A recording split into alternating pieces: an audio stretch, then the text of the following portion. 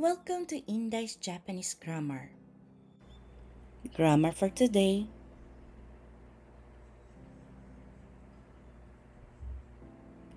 Level N3. Hi, ang ating grammar for today ay tatlo lamang po. At ang una ay moshi juken shite ita nara. Moshi bla bla bla tanara. Hi, so ang katumbas po nun sa Tagalog, ito po nandito. Kung bla bla bla, sana bla bla bla.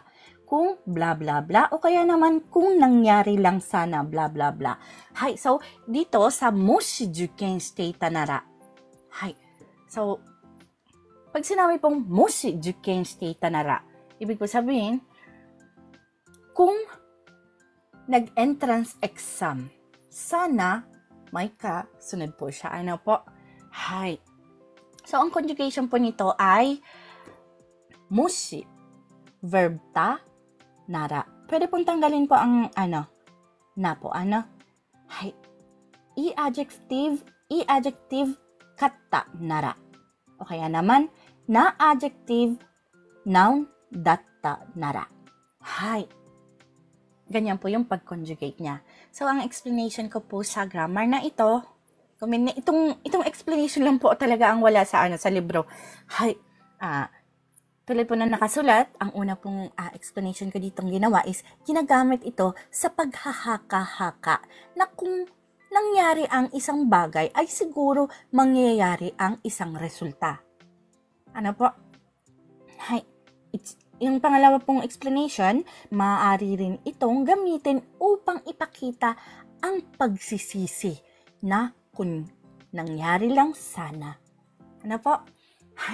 Kasi kung ginawa yung isang bagay, sana ganito yung nangyari. Ganyan po yung paggamit ng moshi nani nani tanara, may kasunod po siyang ibang sentence. So, PK-san, onegaishimasu. Nakatulog kaya? Ayan, nandiyan. Daijoubu? Gomen ne.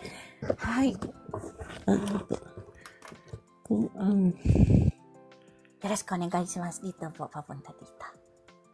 Moshi jiken mo ukete ita nara.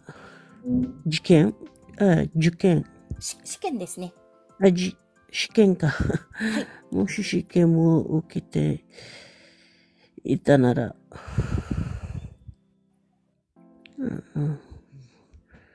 Ano yan na siya? Gokaku shite ita to omou. もし試験を受けていたなら合格していたと思う. So, ito po may kulay po. Ang meaning niya po is kung nag-take ako ng examination. PK-san. Kung nag-take ako ng examination, siguro nakapasa ako. So desu ne. Ganyan po. O kaya naman po, maaari po natin sabihin na sa tingin ko, kasi umupo siya. So, bale magiging ganito po siya. Sa Tagalog po, titingnan po natin word by word po. Moshi, kung, nag, kasama po yun, moshi, kung, nag, shiken o ukete, shiken, examination o ukete, nag-take po, take ako ng exam po. Sa tingin ko, to omou ne. Sa tingin ko, gokaku shite ita. Ibig po sabihin, nakapasa ako. So pag pinagsama-sama po ang salitang yon, magiging kung nag-take ako ng examination, sa tingin ko, nakapasa ako. O kaya naman po maaari rin pong lagyan itong sana. Sana nakapasa ako, siguro. Ganyan po. Pero dahil po omou po, tinanggal ko po yung sana at linagay ko pong sa tingin ko nakapasa ako. So, yuhu ni tsukaimasu. So, go po tayo. Tatlo po ang natin, example po natin ngayon. Dondon ikimashou. Onegaishimasu. Moshi kare ga sachou de nakatta nara, kaisha wa tsuburete ita to omou. Moshi 彼が社長でなかったなら会社は潰れていたと思う. Ibig po sabihin yung moshi kare ga shacho de nakatta nara. Kung hindi siya ang CEO o kaya naman po presidente ng kumpanya. Ano po? Hai, onegai shimasu, PK-san.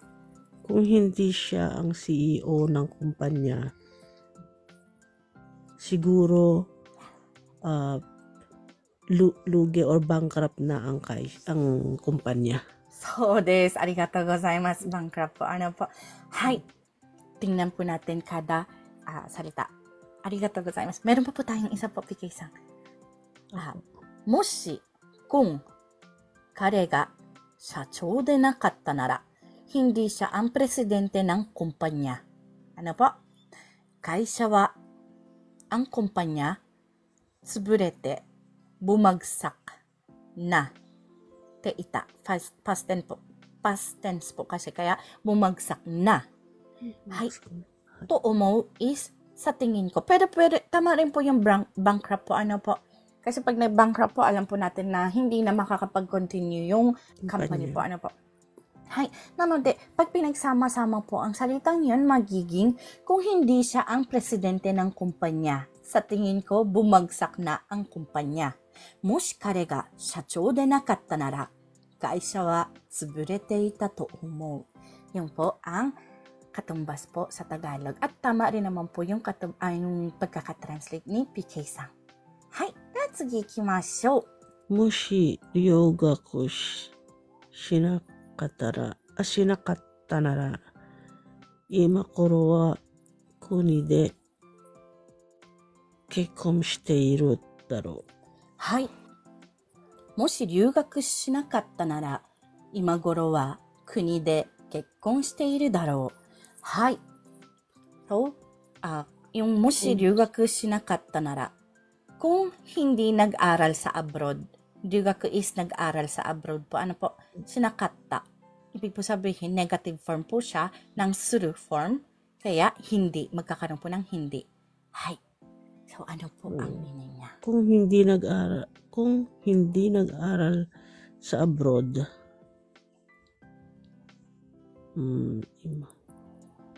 siguro sa ngayon ay ikinasal na ako. Ano ba yan? Siguro sa bansa ko ay kinasal na ako. Hai, それもいいですね。はい。So, tingnan po natin kada salita po. Ano po? Moshi, kung hindi ako nagkasama po siya sa Tanara. Hindi ako nag-aral sa abroad. Ryugaku sa abroad. Ano po? Imagoro wa. Sa panahon ngayon. Sa panahon ngayon. Imagoro wa. Siguro, sa panahon na tayo ngayon, panahon ngayon, atter. Nakatago pa pala po yung iba. Kumindi. Hai. Kuni de, sa aking bansa, kekkon shite iru. Nagpakasal. Kekkon shite iru. Kasal na ako. Kasal na. Panahon ngayon, kasal na ako sa aking bansa. Hai. Kekkon shite iru. Kasal na ako. Ano po? Then, iru daro. Ano po yun? Haka-haka niya po. So, siguro po ang naging katumbas po ng daro. Ay, siguro. Ay, so pag pinagsama-sama po ang salitang yun, magiging kung hindi ako nag-aral sa abroad, siguro sa panahon ngayon, kasal na ako sa aking bansa. Ito po ay cut out from our free entry lesson class.